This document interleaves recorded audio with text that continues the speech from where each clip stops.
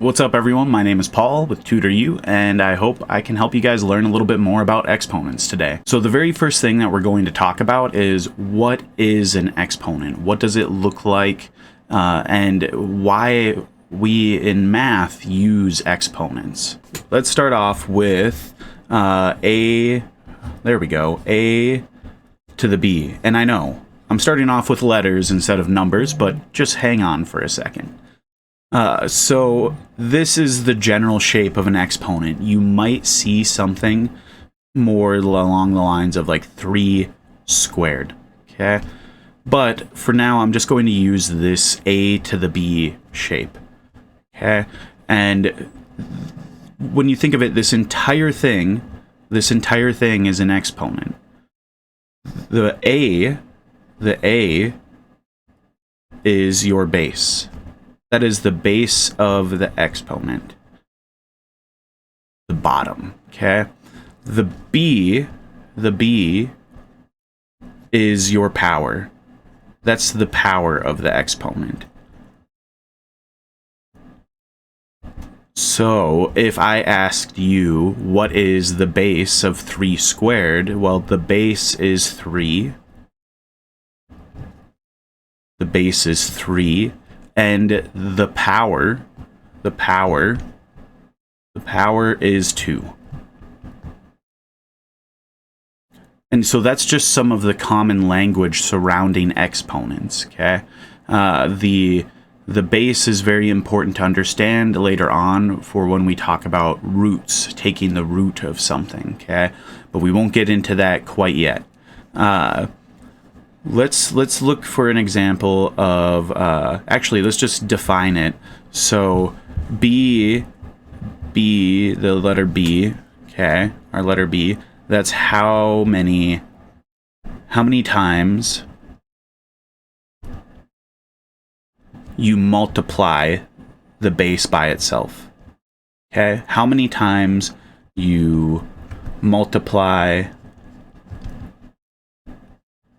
the base by itself.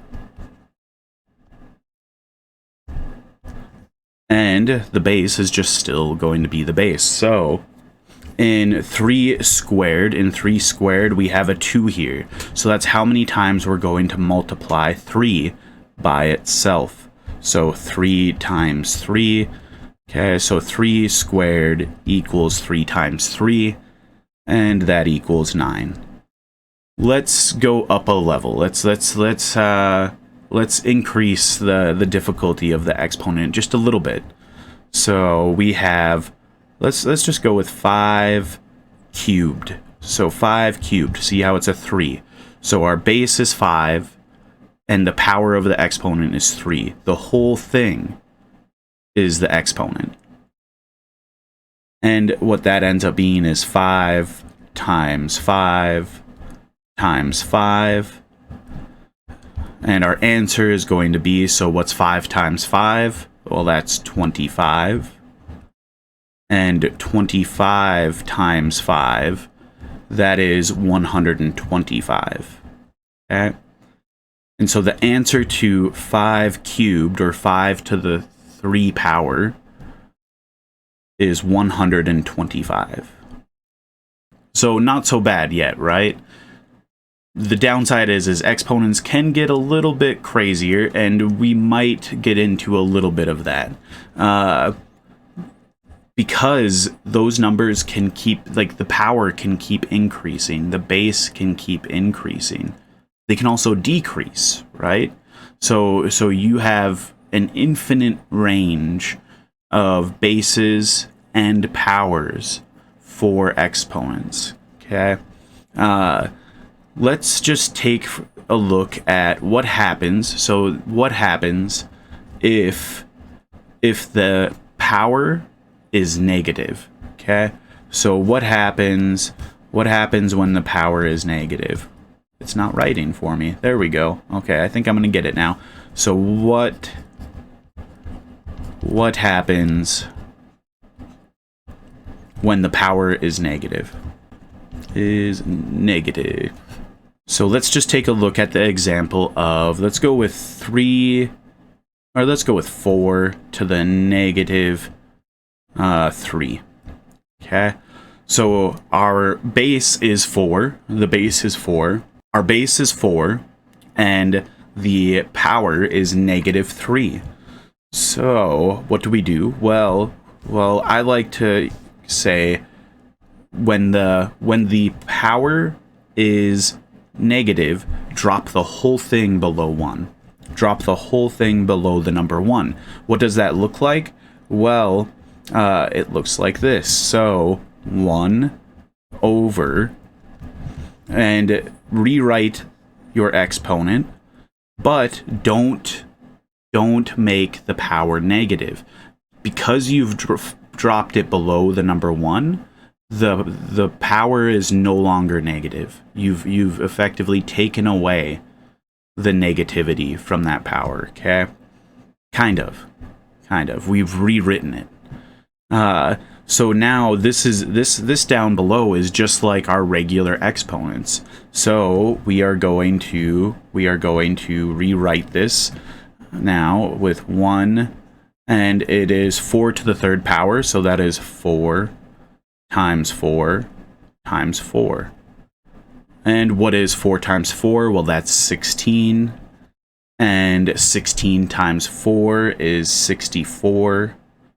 So we have 1 over 64 as our answer. You might notice that, so if we started off as 4 to the 3rd with the positive power, everything is still the same, just above 1. So our answer is still 64. And so this negative sign on the power drops everything below the number 1. Let's do another example of a negative exponent, okay? So in our next example, let's pick, I don't know, let's go with the number 6. We don't want to get too big in our examples. And the reason behind that is if need be, don't be afraid to use your calculator. There's actually a very specific button. Usually it's on the left side of your calculators, where you can write your exponents. So it might look something like this. So the shape, you would have the hat symbol, okay? So it's 6 hat, and then let's go with, I'm just going to stick with negative 2, okay? I'm actually going to erase the hat symbol, but you know that's the symbol you should look for on your calculator. But 6, negative 2. Now, what was I saying before? Well, we want to drop all of this below the number 1 and get rid of that negative on the power. So we have, I just said get rid of it. Get rid of it. Okay, so 1 over 6 squared, which is another way of thinking of 1 over 6 times 6, which is 1 over 36. And so that's a little bit, you have a little bit of an idea of what's happening there. And it's making these numbers very, very small, right? 1 divided by 36, 1 cut into 36 pieces, right? And it's a powerful tool. Exponents are incredibly powerful. And I'll leave you with a little bit of a Paul fun fact here. So if you want to, it won't break, like it won't permanently break your calculator. But if you typed into your calculator, even on your phone, 10 to the 100th power, okay? What this is called, that is called a Google. That is where the Google search engine gets its name, is from this number. And it's not going to give you an answer if you type this in even into your phone. It won't give you an answer if you type it in into a super calculator. It's too big. It's too big. You might get something called a memory overload in your calculator. So it's kind of interesting. That's where Google gets its name. And it's 10 to the 100th power, okay? However, the word is not spelled the same as Google, the search engine. It's spelled Googol. Google. Either way, I hope that this video helped you out. If it did, make sure you comment down below, like, and subscribe for some more helpful math videos. I appreciate you, and I hope you have a beautiful day.